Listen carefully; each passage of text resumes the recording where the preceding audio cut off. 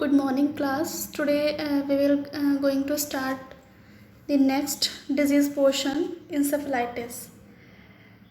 So अगर आपने brain structure पढ़ा होगा एनाटॉमी में, तो आपको encephalitis पता होगा कि what is the encephalitis. So encephalitis is a acute inflammation of the brain. So meningitis, encephalitis, so ये सारी ब्रेन से रिलेटेड डिजीज़ कंडीशन है. Meningitis is the inflammation of the meninges and encephalitis the inflammation of the brain. ठीक है.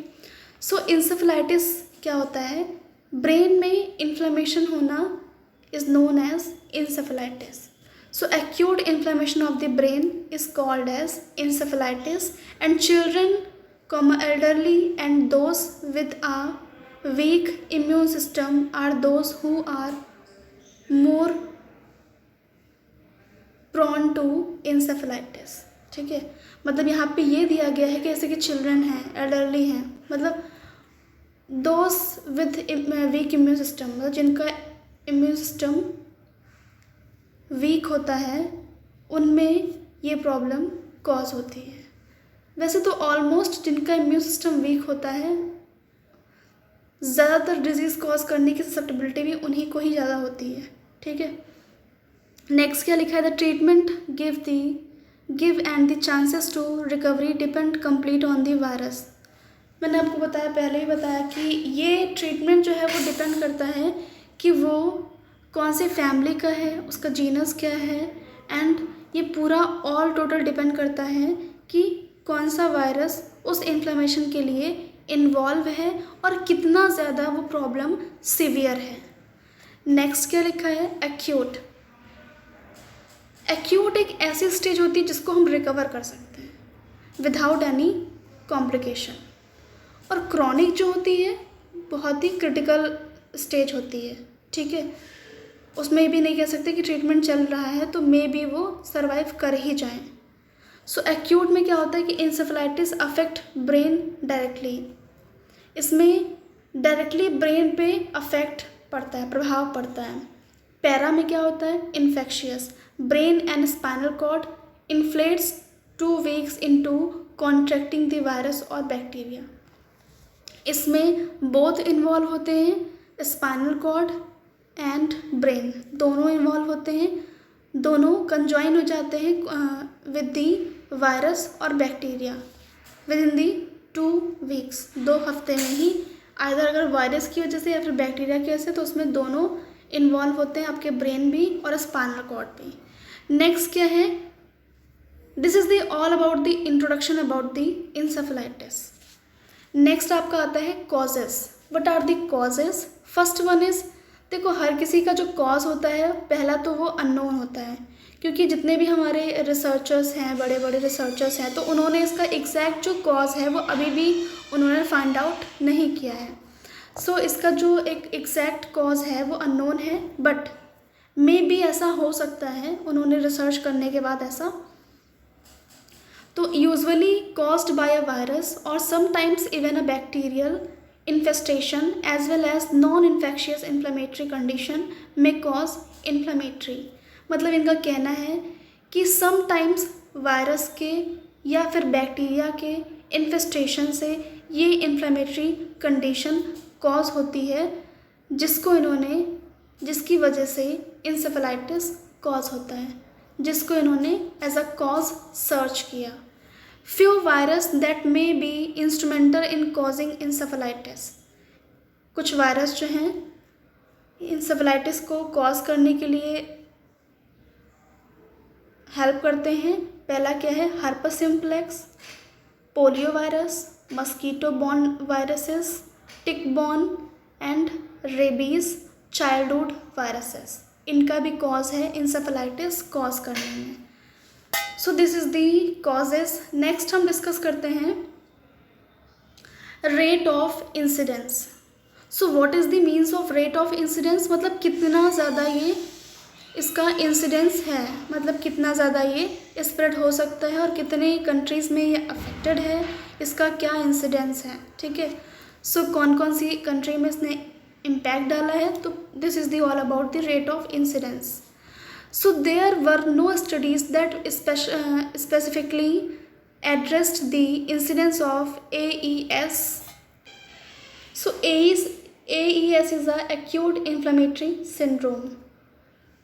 So however, there were studies from various countries that mention the incidence of encephalitis in different setting. मतलब जब इन्होंने पूरा all total study कर लिया different country में, तो इन्होंने इसको डिफरेंट वे से इन्होंने इसको मेंशन किया. Those studies suggested an IR of 1.77 to 6.34 for tropical countries and IR of 0.51 to 7.4 for western industrialised country. जो ट्रॉपिकल कंट्री थी उनमें इसका जो इंसिडेंस था 1.77 to 6.34, एंड जो इंडस्ट्रियलाइज जहाँ पे इंडस्ट्रीज़ थी उस कंट्रीज़ में इनका 0.51 to 7.4. And what is the means of tropical country? So tropical is like ये पर्टिकुलर रीजन्स हैं, लाइक आपका ट्रॉपिकल कंट्रीज़ में आपका इंडोनेशिया आ गया, कोलंबिया आ गया, ब्राज़ील आ गया. So this is the all about the tropical countries. सो यहाँ पे क्या होता है कि जो सनलाइट होती है वो अर्थ पे काफ़ी ज़्यादा रेस्ट करती है, ठीक है. मतलब यहाँ पे बहुत ज़्यादा सनलाइट्स ईज़िली वहाँ तक की रीच नहीं होती है. नेक्स्ट क्या है, an IR of 145 to 185 was recorded during a epidemic in Nepal in 1997. मतलब इन्होंने ऐसा रिकॉर्ड किया, देखा कि बहुत ही ज़्यादा लार्ज नंबर में, मतलब बहुत ज़्यादा, मतलब एक पर्टिकुलर रीजन में इन्होंने 1.45 to 185 इन्होंने केसेस को नेपाल में रिकॉर्ड किया. अ hospital based study from Andhra Pradesh India suggest of 1 IR of 1. A review article suggested that minimum IR must be fixed at 6.0 based on the earlier study. फिर इन्होंने ऐसा ये सजेस्ट किया इंडिया के लिए, एंड इन्होंने रिव्यू किया एक आर्टिकल को जहाँ पे इन्होंने देखा कि जो इसका फिक्स्ड मिनिमम, इसका जो फिक्स्ड रेश है वो 6.0 based on the earlier study के अकॉर्डिंग इसका जो मिनिमम जो इसका रेशियो है तो वो 6.0 इसका इंसिडेंस बताया गया. So this is the all about incidence, and it is not too much important, but you know about the incidence of the encephalitis. So next we will discuss regarding the symptomatic, it means symptomatology. यहाँ पे हम discuss करते हैं symptoms के बारे में, ठीक है. सिम्टम्स के बारे में, किसी भी डिजीज़ के सिम्टम्स के बारे में हम यहाँ पे डिस्कस करते हैं. सबसे पहला आपका इनिशियल सिम्टम्स, जो सडन आपको इनिशियल सिम्टम्स क्या क्या दिखाई पड़ेंगे. सबसे पहला तो हेडेक, दूसरा मैलेज, बेचैनी, एनोरेक्सिया मतलब फूडिंग डिस्कम्फर्ट, ठीक है. उनको एनोरेक्सिया में क्या होता है कि उनको लॉस ऑफ एपेटाइट हो जाती है. नेक्स्ट क्या है, उनको भूख नहीं लगती. नेक्स्ट क्या है, नोजिया एंड वोमिटिंग में नोजिया फील करेंगे एंड वोमिटिंग आएगी. नेक्स्ट क्या है, abdominal pain. So this is the initial sign. Symptoms में क्या है, ये तो साइन थे, चिन्ह थे. सिम्टम मतलब लक्षण, fever, headache, behavioural changes, altered level of consciousness, focal neurological deficits, seizures. I hope कि आपको ये सारे मतलब पता है, क्योंकि आपने साइकेट्रिक भी पढ़ी है, पीडियाट्रिक भी पढ़ी है, MSN भी पढ़े हैं. MSN के अंदर डिजीज़ पोर्शन भी पढ़ा है और साइन एंड सिम्टम्स का मतलब भी पढ़ा है, और this is the only normal meaning. So this is the symptoms and sign. Next आता है आपका डेवलपिंग साइन, मतलब ऐसे साइन जो डेवलप हो रहे हैं. लाइक पहला क्या है, altered LOC. So what is the means of LOC? So level of consciousness is LOC, level of consciousness. Mild lethargy to deep coma, उनको बहुत मतलब उनको माइल्ड लिथार्जी से लेकर के डीप कोमा, क्योंकि यहाँ पे लो लेवल ऑफ कॉन्शियसनेस है, ठीक है। सो यहाँ पे लेवल ऑफ कॉन्शियसनेस जो है उनका अल्टर्ड हो गया है, चेंज हो गया है, तो ये साइन धीरे धीरे डेवलप करते हैं। नेक्स्ट क्या है, अल्टर्ड मेंटल स्टेटस, उनको कन्फ्यूज़न होगी, डिलीरियम होगा एंड डिसओरिएंटेशन होगा, मतलब उनको टाइम डेट ये सारी चीज़ें, डे दिन है रात है, तो इसमें थोड़ा कन्फ्यूज़न होगा। And delirium and dementia is a psychiatric disease condition, so this is the term. Delirium is a loss of consciousness, मतलब उनको लॉस ऑफ कॉन्शियसनेस नहीं कह सकते हैं, यहाँ पे क्या है कि उनकी थोड़ी जो मेमोरी है, जैसे कि किसी का एक्सीडेंट हुआ तो हेड इंजरी लगी, हेड इंजरी से क्या होता है कि उनको थोड़ा बहुत वो भूल जाते हैं, और इसी से एक कोरिलेटेड मिलती जुलती एक डिमेंशिया है। डिमेंशिया जो है ये ग्लोबल वर्ल्ड वाइड डिजीज़ है। इसमें क्या होता है, ये ओल्ड एज पे स्प्रेड होती है। जैसे जैसे इंसान बूढ़ा होता जाता है वैसे उसका जो मेंटल स्टेटस होता है, मतलब जो उसके ब्रेन के जो हार्मोन्स होते हैं लाइक सेरोटोनिन, डोपामीन, वो धीरे धीरे डिक्रीज़ होने लगते हैं, तो उसकी वजह से उनकी जो मेमोरी है धीरे धीरे वो जाने लगती है। सो डिमेंशिया एंड डिलीरियम में ये डिफरेंस है। सो नेक्स्ट आता है आपका mental disorders. So mental disorder में क्या है, first one is hallucination, agitation, personality changes, behavioural disorder and occasionally साइकोसिस। सो साइकोसिस and neurosis both are conjoin. साइकोसिस मतलब related to mental illness, neurotic मतलब उनके नर्व्स में प्रॉब्लम है, ना कि वो मेंटल है, ठीक है। So hallucination is a one type of psychiatric condition जो कि आपने साइकेट्रिक में मे भी पढ़ लिया होगा। हेलुसिनेशन में जो पर्सन होता है वो परसीव नहीं कर पाता है, लाइक जो चीज़ होती नहीं है वो भी उनको फील होती है। सो हेलुसिनेशन बहुत सारे टाइप के हैं, बट यहाँ पे मैं हेलुसिनेशन के बारे में नहीं पढ़ा रही हूँ, बस आपको हेलुसिनेशन होता क्या है मैंने वो बताया। Agitation, it is also the term of in psychology, so आपने पढ़ लिया होगा। पर्सनालिटी चेंजेस, ये भी आपका साइकोलॉजी में था और साइकेट्रिक में भी था। And behavioural changes is also a disorder of psychiatric. Focal और जनरल सीजर्स, उनको जनरल सीजर्स आएंगे, less than 50% of seizure in cases. Severe focused neurologic deficits, और उन पर्सन्स को धीरे धीरे न्यूरोलॉजिक प्रॉब्लम भी होने लगेगी। नेक्स्ट, ये तो हमने बात की कि डेवलपिंग साइन के बारे में। नेक्स्ट हम बात करेंगे इंसेफेलाइटिस विद फोकस और डिफ्यूज्ड न्यूरोलॉजिकल सिम्टम्स। यहाँ पे पहला क्या है आपका बिहेवियरल एंड पर्सनालिटी चेंजेस, जो मैंने आपको ऊपर डिस्कस किया। नेक्स्ट आपका आता है डिक्रीज लेवल ऑफ कॉन्शियसनेस, ये भी आपको बताया। स्टिफनेस नेक, उनकी नेक जो है अकड़ जाएगी। And photophobia, phobia is also psychiatric portion. And lethargy, बहुत ही ज़्यादा थके थके फील करेंगे। जनरलाइज्ड और लोकलाइज्ड सीजर, उनको लोकलाइज्ड और जनरलाइज्ड सीजर मतलब फिट्स और मिर्गी, उनको ऐसे आ सकती है। एंड एक्यूट कन्फ्यूज़न, उनको कन्फ्यूज़न भी अराइज हो सकती है, या फिर एमनेस्टिक स्टेट मतलब भूल रहे हैं, याद आ रहा है, ऐसी स्टेट भी हो सकती है, मतलब भूलने लगे हैं। And next flaccid paralysis. So flaccid paralysis क्या होता है, इसमें जो लिम्स हैं वो काफ़ी ज़्यादा लूज हो जाते हैं, फ्लॉपी टाइप्स हो जाते हैं, जैसे लगता है उसमें जान ही नहीं है। सो नेक्स्ट क्या है neurological sign.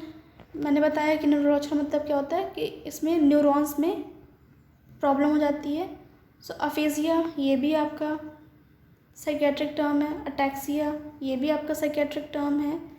And hemiparalysis, hemiparalysis with hyper active tendon reflexes. Hemiparesis मतलब क्या होता है कि वन साइड में पैरालिसिस रहना, मतलब मसल्स जो हैं वो वीक पड़ने लगती हैं। इनवॉलेंट्री मूवमेंट मतलब उनका सडन, जैसे कि हम लोग कभी कभी पैर नहीं हिलाते हैं तो वैसे ही उनके इनवॉलेंट्री मूवमेंट्स भी स्टार्ट हो जाते हैं। And next cranial nerve deficit, उनकी जो ब्रेन की क्रेनियल नर्व होती है उसमें भी प्रॉब्लम क्रिएट होने लगती है। अभी ये प्रॉब्लम हो गई। नेक्स्ट हम डिस्कस करेंगे डायग्नोसिस के बारे में। तो अगर किसी को इंसेफेलाइटिस है तो हम कैसे उसको डायग्नोस करेंगे? ऑब्वियसली अगर ब्रेन में है तो हम सीटी स्कैन, एमआरआई, ईईजी ये सब कर सकते हैं। So because of various type of encephalitis produce similar symptoms, doctor can not rely on clinical features to differentiate among the many causes of brain inflammation. देखो, ब्रेन में inflammation cause करने के बहुत सारे रीज़न होते हैं, ये डॉक्टर भी आइडेंटिफाई नहीं, क्योंकि सिम्टम्स जो हैं एक दूसरे से कोरिलेट होते हैं। और आपका इंसेफेलाइटिस बहुत सारे टाइप के सिमिलर सिम्टम्स प्रोड्यूस करता है। और मैंने बताया ही आपको कि इन्फ्लेमेशन कॉज होने के बहुत सारे रीजंस होते हैं। So the primary objective in diagnosis viral encephalitis is to determine if it is caused by, तो इसका जो प्राइमरी ऑब्जेक्टिव होता है वो क्या होता है कि अगर वो वायरल इंसेफेलाइटिस है, मतलब किसी वायरस की वजह से कॉज हुआ है, तो हम हर्पस सिम्प्लेक्स और another condition that can be treated with specific medicine. क्योंकि हर्पस सिम्प्लेक्स मतलब ये एक वायरल है तो इसके लिए एंटीवायरल ड्रग्स हम एडमिनिस्टर कर सकते हैं। अर्बोवायरस ये भी एक वायरस है। Other virus that can cause manage only the targeting symptoms, इसमें सिम्टम्स के बेस पे हम उसको रिकवर कर सकते हैं। नेक्स्ट क्या है आपका इमेजिन स्टडीज़। इमेजिन मतलब जिसमें जो इमेज बेस्ड होती हैं, जैसे कि आपका सीटी स्कैन है, एमआरआई है एंड ईईजी है। नेक्स्ट आपका ईईजी का फुल फॉर्म क्या होता है? Electroencephalogram. So this is the imaging study. Next blood test, blood test के थ्रू भी हम कर सकते हैं। ब्लड टेस्ट में be used to test for West Nile virus. West Nile virus को डिटेक्ट करने के लिए हम ब्लड टेस्ट कर सकते हैं, या फिर अदर वायरस को, अर्बो वायरस को इन्फेक्शन है तो भी हम ब्लड टेस्ट कर सकते हैं। Blood test and urine test are used to isolate and identify the virus. इसमें वायरस को आइसोलेट करके और हम आइडेंटिफाई कर सकते हैं, पता कर सकते हैं कि कौन सा वायरस है। And then enzyme linked immunosorbent assay, ELISA test जिसको बोलते हैं। एलिजा टेस्ट सबने सुना होगा, एलिजा टेस्ट भी कर सकते हैं। या फिर polymerase chain reaction can identify small amount of viral DNA. Viral DNA की चेन को आइडेंटिफाई करने के लिए पॉलीमरेज चेन रिएक्शन भी कर सकते हैं। नेक्स्ट ब्रेन बायोप्सी भी कर सकते हैं हम। कुछ टिश्यू ले करके हमने उसको भेज दिया लैब में इन्वेस्टिगेशन के लिए, और जो भी उसमें प्रेजेंट है वो आपको ईजिली आइडेंटिफाई हो जाएगा। मैंने आपको बायोप्सी तो बहुत बार पढ़ाया है, मैंने कितनी बार बहुत सारे डिजीज़ में बायोप्सी का मतलब भी बताया है इन डिटेल में। सो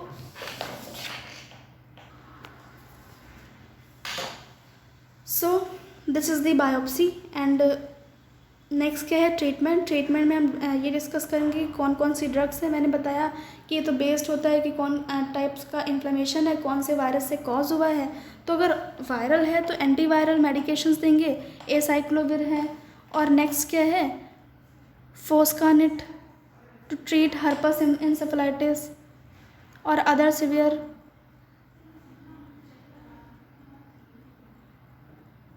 viral infections. However, no specific antiviral drugs are available to fight encephalitis. And next क्या है? अगर बैक्टीरियल है तो एंटीबैक्टीरियल, और अगर सीजर्स आ रहे हैं, एपिलेप्सी हो रही है तो anti scissor medications, steroid and sedatives, sedatives देंगे, एंड एसाटामिफेनो। सो ये सारे ड्रग्स आप उनको प्रोवाइड करेंगे। एसिटामिनोफेन हेडेक है या फिर फीवर है उसको रिलीज़ करने के लिए, उसको रिलीव करने के लिए देंगे। Next prognosis. प्रोग्नोसिस से हम आइडेंटिफाई करेंगे कि मतलब देख सकते हैं लाइक एक्यूट फेज और illness of person to person, some recover, slight disability है उनको, प्रोफाउंड डिसेबिलिटी है, क्या चीज़ है उनको हम आइडेंटिफाई करेंगे। कॉज क्या है इन्फ्लेमेशन का, सिवियरिटी क्या है इन्फेक्शन, कितने दिन इन्फेक्शन रहा है, डिले है, तो ये सारी चीज़ें। एंड साइकोलॉजिकल रिहेबिलिटेशन में क्या होता है कि जैसे वो पुराने थे उनको उसी स्टेज में वैसे ही लेकर के आना, this is the rehabilitation. So after, later and family patient requirement. So this is the all about the encephalitis. I hope you understand. So thank you class.